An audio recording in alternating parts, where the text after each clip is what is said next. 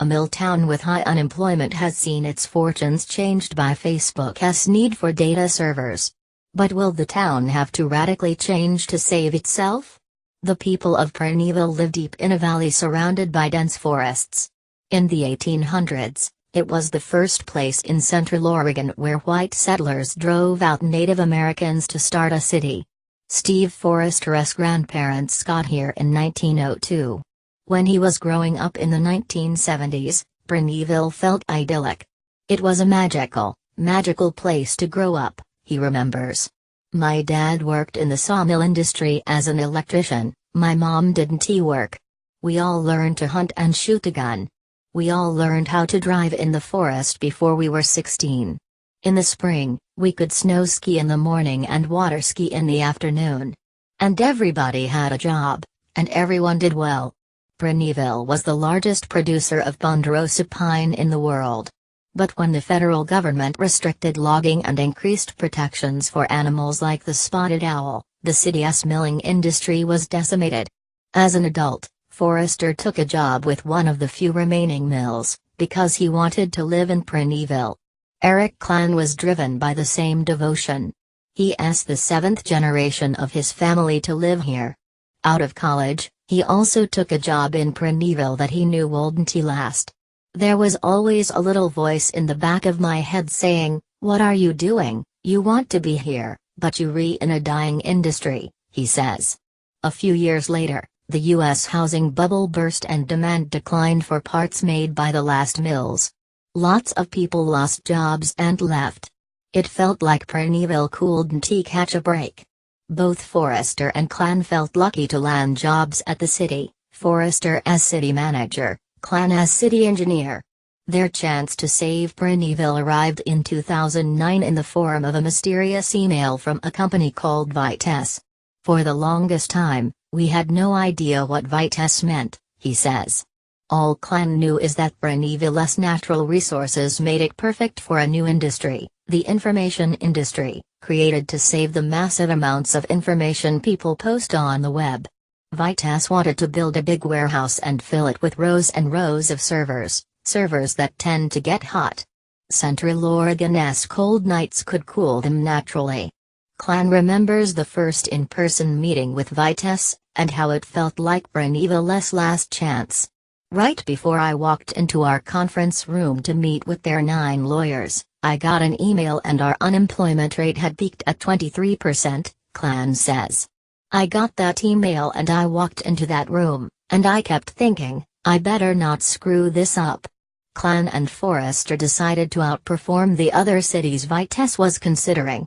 They showed the company their small town could move at big city speed, by responding to Vitesse's questions day and night. What we heard back is that other cities weren't doing that, Forrester says. Their strategy worked, and in 2010, Prineville finally learned who Vitesse actually was. They had the big finger with a thumb up Facebook sign, and we all pressed the button and it lit up, etc., Mayor Betty Ropp says, recounting the new data center's groundbreaking. That was the big announcement, it was Facebook. It was Facebook's first data center of its own. Mark Zuckerberg was there, and Ropp had planned to give him a cowboy hat to show the city's pride in its cowboy culture. Cowboy hats are not cheap. They said, do not get Mark Zuckerberg a cowboy hat. He does not want a cowboy hat. Okay. So, I got him a hoodie. He wears hoodies all the time, she says. When she presented the gift, Ropp gave Facebook's founder a kiss on the cheek. He just blushed like he wanted to have the floor open up and swallow him. 7 years later, Facebook has 2 more data centers in Prineville and 6 others across the world.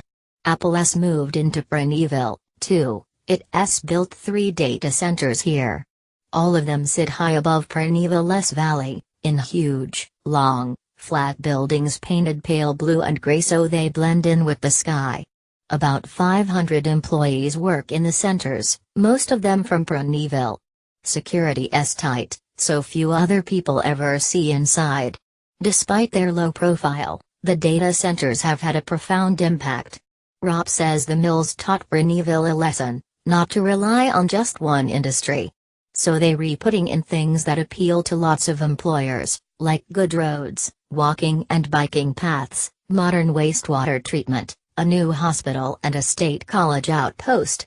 But now that the city is successful, officials have a lot more to think about. Like, how do you slow success down? We can keep the small town feel. I am sure of it, Ropp says. We don't want to be a big city. The cost of housing is up, so city officials know they have to build more affordable housing.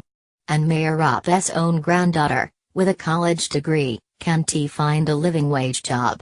So, they have to keep bringing in new employers. All city manager Forrester can do is calibrate the development carefully. He worries about Preneville changing too much, too. We are small town people. We live the Western lifestyle, Forrester says. The quiet and peace of Central Oregon is a beautiful, beautiful thing, and to be able to make a living here is tremendous. But Forrester says he has seen that Central Oregon towns that don't adapt will die. And he knows they have to risk changing Preneville in order to save it. The World is a co-production of the BBC World Service, PRI and WGBH. This piece is part of the series 50 States, America's Place in a Shrinking World.